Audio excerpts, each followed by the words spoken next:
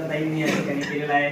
तर आज या ठिकाणी जो महिला दिन आहे, तर आपल्या देशामध्ये ज्या महिला पहिले त्या ठिकाणी होऊन गेल्या त्यामध्ये आपल्या राजमाता जिजाऊ ज्यांनी छत्रपती शिवाजी महाराजांना घडवलं। तर आपण आज जो पराक्रम बघतोय छत्रपती शिवाजी महाराजांचा, तो कोणामुळे घडला असेल तर जिजाऊ मातेंनी त्यांना गर्भसंस्कारापासून तर ज्या ठिकाणी लहान वयामध्ये जे काही संस्कार केले स्वराज्याविषयी, त्यांना लहानपणी रामायण असेल, महाभारत असेल किंवा त्या ठिकाणी त्यांच्यावर जे संस्कार आहे की ते सगळे संस्कार हे जिजाऊ मातेने केले। आणि म्हणून आज छत्रपती शिवाजी महाराज घडले आणि आज एवढं मोठे या ठिकाणी खऱ्या अर्थानं स्वराज्याची निर्मिती आपण त्या ठिकाणी बघत आहे। त्यांनी एकदम कमी वयामध्ये 350 किल्ल्यावर त्या ठिकाणी विजय मिळवला। आणि म्हणून कुठल्याही पुरुषाच्या मागे आपली आई असेल किंवा बहीण असेल किंवा आपली पत्नी असेल, तिचा त्या ठिकाणी फार मोठा आपल्या प्रगतीमध्ये वाटा असतो। आणि म्हणून या ज्या महिला असतात त्या महिलांचं योगदान त्या ठिकाणी आपल्याला विसरता येणार नाही। छत्रपती त्याच्यानंतर या ठिकाणी सावित्रीबाई फुलेंचं जर आपण बघितलं की त्यांनी स्त्री शिक्षणाचा अधिकार दिला आपल्या सर्वांना। आज आपण जे शिक्षण करतोय महिला, ताईंनी सांगितलं की पहिले महिलांना फक्त मूल आणि चूल एवढ्याच गोष्टी त्या ठिकाणी होत्या आणि महिलांना खूप त्या ठिकाणी पूर्वीच्या काळी बंधनामध्ये अटकल्या जायचं। परंतु हा जो अधिकार दिला सावित्रीबाई फुलेंनी, तो सर्वांना स्त्री शिक्षणाचा अधिकार दिला। त्यांनी खूप कष्ट त्यावेळेस खूप यातना भोगल्या, त्यांना या गोष्टी करण्यासाठी खूप त्रास भोगावा लागला। परंतु आज ज्या माता भगिनी मोठ्या पदावरती आहे, कोणी पोलीस आहे, कोणी डॉक्टर आहे, कोणी वकील आहे, कोणी इंजिनियर आहे, कोणी राष्ट्रपती आहे, तर कोणी पंतप्रधान आहे, याला सगळं कारण म्हटल्या तर सावित्रीबाई फुले की ज्यांनी तो आपल्याला स्त्री शिक्षणाचा अधिकार दिला। यानंतर अनेक त्या ठिकाणी स्त्रिया होऊन गेल्या की आपल्या भारताची पहिली त्या ठिकाणी पंतप्रधान इंदिरा गांधी, की त्यांनी त्या काळामध्ये ज्या काळामध्ये अक्षरशः त्या ठिकाणी एवढी प्रगती नव्हती किंवा एवढे साधन नव्हते, तंत्रज्ञान विकसित नव्हतं, त्या काळामध्ये एकदम चांगल्या पद्धतीने त्यांनी त्या ठिकाणी देश चालवलं, ते आपले इंदिरा गांधी या आदर्श त्या ठिकाणी माता भगिनी आहे। त्याच्यानंतर सरांनी सांगितलं की किरण बेदी की ज्या त्या ठिकाणी पोलीस क्षेत्रामध्ये त्यांचं नाव आहे, अशा अनेक स्त्रिया की ज्यांनी आपल्याला या ठिकाणी खऱ्या अर्थानं आपल्या देशासाठी त्यांचं योगदान आहे। आपल्या जे आपण जे भोगतोय आज या सगळे तंत्रज्ञान असेल किंवा या सगळ्या विकसित गोष्टी, त्यामध्ये सुद्धा माता भगिनींचा फार मोठा वाटा आहे। आणि म्हणून नारी की निंदा मत करो नारी दखल ती खान। खरं तर या ठिकाणी महिला आज प्रत्येक यशस्वी पुरुषा मागे महिलाचा फार मोठा वाटा असतो।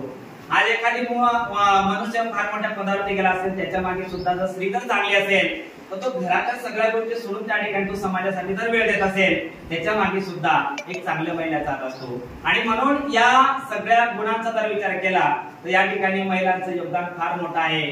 जसं त्या विठुरायाला रुक्मिणी शिवाय संसार पुरा त्या ठिकाणी करता येत नाही, तसं प्रत्येक पुरुषाला स्त्री शिवाय त्याचा संसार हा परिपूर्ण होऊ शकत नाही। आणि म्हणून त्याला जगत जननी त्या ठिकाणी स्त्रीला म्हटलेलं आहे। आणि या एका स्त्रीला नारायणी म्हटलेलं आहे की त्या ठिकाणी ती संपूर्ण कुटुंबाचा सांभाळ करून, आपल्या मुलाबाळाचा सांभाळ करून सुद्धा या ठिकाणी आपल्या प्रत्येक कार्यामध्ये, आपल्या कर्तव्यामध्ये त्या ठिकाणी ती हजर असते। सामाजिक क्षेत्र असेल, राजकीय क्षेत्र असेल, या सगळ्या क्षेत्रामध्ये आता माता भगिनींचं वर्चस्व झालेलं आहे।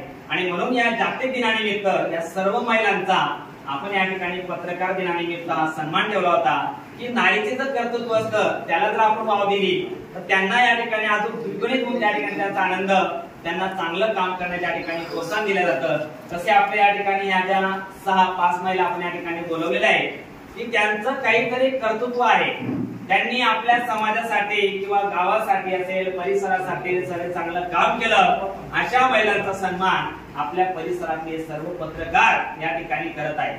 खरं तर आपल्या परिसरातील जे पत्रकारांचा जर विचार केला तर हे सगळे पत्रकार सगळ्या सामाजिक क्षेत्रामध्ये नुसतं पत्रकारिता नसून तर सामाजिक जे काही घटक आहेत की ते चांगलं काम या ठिकाणी आपल्या परिसरातले पत्रकार करत असतात। आणि म्हणून की त्यांचा एक उदात्त हेतू आहे की आपण जे समाजासाठी चांगले घटक असतात, चांगलं काम करणार असतात, त्यांचा कुठेतरी सन्मान झाला पाहिजे असं आपल्या संपूर्ण परिसरातील पत्रकारांना वाटतं। आणि म्हणून या आजच्या या ठिकाणी जागतिक दिनानिमित्त जो सन्मान झालाय, खरोखर मी या सर्व पत्रकारांचं मनापासून त्या ठिकाणी धन्यवाद देतो।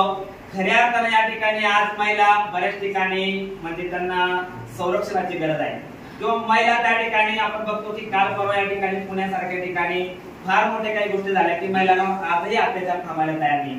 परंतु आम्ही स्वामी समर्थ सेवा मार्गामध्ये ताई या ठिकाणी मुलींना जे काही संस्कार या निमित्तानं देत आहोत की आता स्वामी समर्थ केंद्रामध्ये महिलांना या ठिकाणी काठी चालवणे, शस्त्र चालवणे किंवा त्या ठिकाणी महिलांना त्या ठिकाणी कराटे चॅम्पियन, या सगळ्या गोष्टी शिकवण्याचं कारण असं आहे की आता महिलांना सक्षमीकरणाची गरज आहे. कारण महिलांना आता मागे राहून चालणार नाही. सगळ्या क्षेत्रात जर तुम्ही अग्रेसर आहे, जर आपल्यावर एखादी त्या ठिकाणी काही अत्याचार होत असेल किंवा आपल्यावर काहीतरी एखादी संकट येत असेल तर त्याचा सामना करण्यासाठी गुरुमाऊली म्हणतात की महिलांनी सक्षम झालं पाहिजे.